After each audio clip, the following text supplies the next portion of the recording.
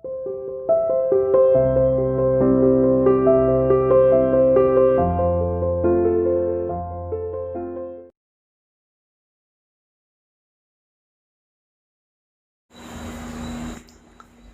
Student, welcome to CR international online classes.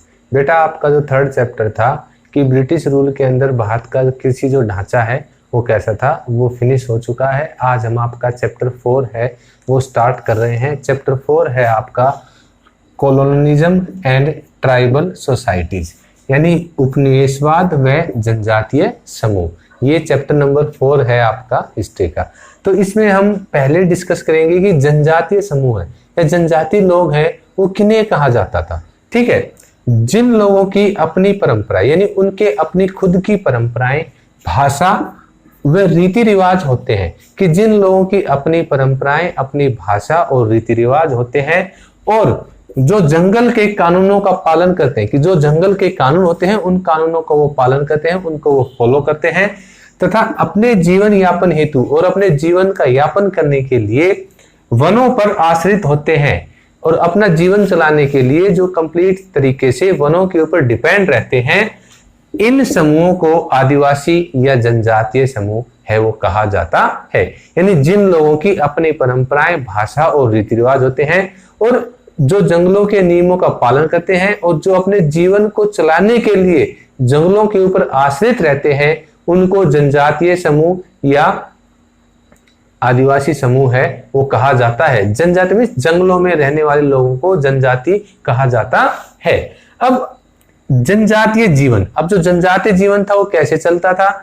आदिवासी जंगल में, अब जो जनजाति लोग थे या आदिवासी लोग थे, जंगल में अपने कठोर जीवन यापन हेतु, कि उनका जो कठोर जीवन था उसको चलाने के लिए, यापन करने के लिए वो लोग हैं कुछ क्रियाएं हैं वो करते थे, जो इस प्रकार हैं कि क्रियाएं कौन कौन से कार्य है वो लोग वो करते थे।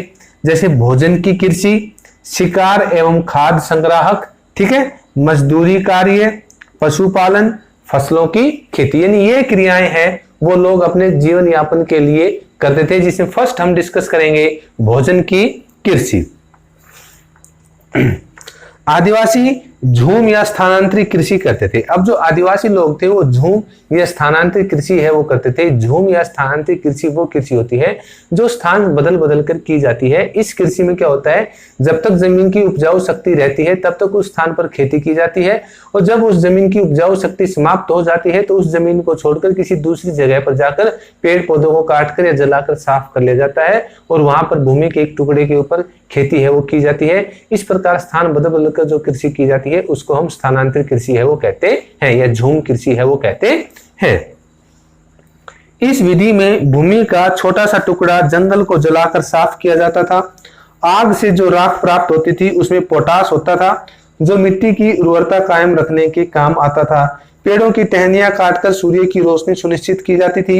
बीजों को रोपने की बजाय खेतों में बिखेर दिया जाता था। जैसे ही फसल कटाई हेतु तैयार हो जाती थी, आदिवासी भूमि के दूसरे टुकड़े पर चलने की तैयारी करने लगते थे।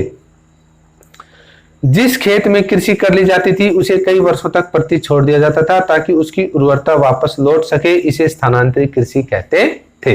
यानी ये कहें कि हम कंप्लीट तरीके से वो नेचुरल जो प्राकृतिक यानी नेचुरल जो फैक्टर थे उनको यूटिलाइज है वो करते थे, यानी प्राकृतिक जो कारक हैं उन्हीं का इस्तेमाल करते हुए वो खेती है वो करते थे। और वो झूम खेती है वो ज्यादा करते थे। झूम खेती क्या होती है कि जंगलों में पेड़ पौधों को काट लिया जाता है या जला दिया जाता है और भूमि के टुकड़े को साफ करके उस टुकड़े के ऊपर खेती है वो की जाती है।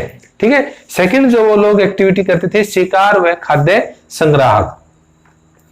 उड़ीसा के गोंड जो आदिवासी जनजाति है, शिकार व खाद्य संग्रहण करके जीवन यापन करते थे। वे टोलियां बनाकर शिकार पर निकलते थे तथा मांस को आपस में बांट लेते थे। वे साल यानी एक पेड़ होता है, साल का पेड़ व महुआ एक फूल का तेल निकालते थे तथा खाना बनाने में इनका प्रयोग है वो करते थे।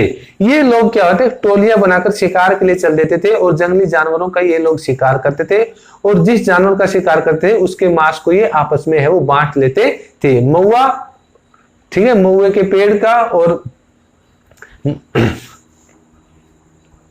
ये साल और महुआ का तेल निकालते थे तथा खाना बनाने में, जैसे अब हम यूज करते हैं रिफाइंड या सरसों का तेल या हम घी यूज करते हैं खाना बनाने में छौंक लगाने के लिए, इसी प्रकार ये लोग साल और महुआ के पेड़ का तेल निकालते थे और उनको खाना बनाने में इस्तेमाल है वो करते थे। थर्ड जो इनकी एक्टिविटी थी वो थी इनकी मजदूरी कार्य। कुछ आदिवासी जमींदारों के खेतों में मजदूरी का कार्य करते थे। उन्हें दिहाड़ी पर बागान मालिक के रूप में ले जाते थे। कुछ लोगों ने अपने वित्तीय संसाधनों को बढ़ाने हेतु जिलों की फैक्ट्री में खदानों में कार्य करना शुरू कर दिया।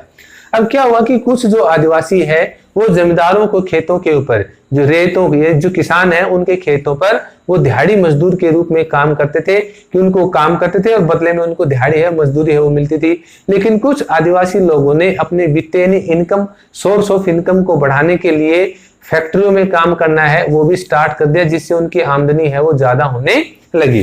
फोर्थ पॉइंट है पशुपालन। ठीक है, कई आदिवासी समूह चरवाहे थे जो अपने मवेशियों या भेड़ों के रेवड़ लेकर यहां से वहां जाते थे। जब एक जगह की घास खत्म हो जाती थी तो ये दूसरी जगह चले जाते थे। चरवाहों के कुछ उदाहरण हैं जैसे पंजाब के वन गुज्जर व आंध्र के लबाड़िया जो मवेशियों के झुंड पालते थे।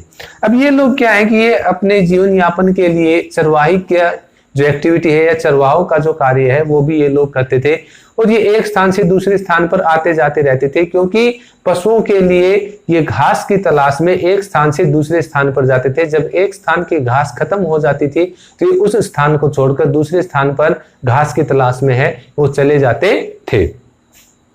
फसलों की खेती। अब कुछ जो आदिवासी हैं ये हम कहें कि जो आदिवासी समूह है वो फसलों की खेती भी करते थे। कुछ आदिवासी समूह जैसे छोटा नागपुर का मुंडा, ठीक है, छोटा नागपुर के मुंडे ये आदिवासी समूह है, एक स्थान से दूसरे स्थान पर घूमने की बजाय एक जगह टिककर खेती करने लगे। अब ये जो मुंडा समुदाय है छोटा नागपुर का, ये क्या है कि आदिवासी समूह है, ये इधर उधर घूमने के बजाय यानी एक स्थान से दूसरे स्थान पर घूमने के बजाय ये लोग परमानेंट रूप से एक स्थान पर रहने लगे और टिककर ये लोग है वो खेती का कार्य है वो करने लगे और अपना जीवन यापन करने लगे। भोजन की आवश्यकता की पूर्ति हेतु वे फसलों की खेती करते थे। कृषि हेतु वे हल का प्रयोग करते थे। वर्षों से एक ही भूमि क्षेत्र पर रहने के कारण धीरे धीरे उनका वहां अधिकार हो गया। और क्या है कि ये मुंडा समुदाय के जो लोग थे ये कृषि करने के लिए लकड़ी के हल का है वो इस्तेमाल करते थे और वर्षों से एक ही स्थान पर रहने के कारण ये उस जमीन के मालिक है वो बन गए थे। इस प्रकार जो आदिवासी समूह है वो अपना जीवन यापन करने के लिए ये गतिविधियां है वो करते थे और जिससे अपना वो जीवन निर्वाह है वो करते थे।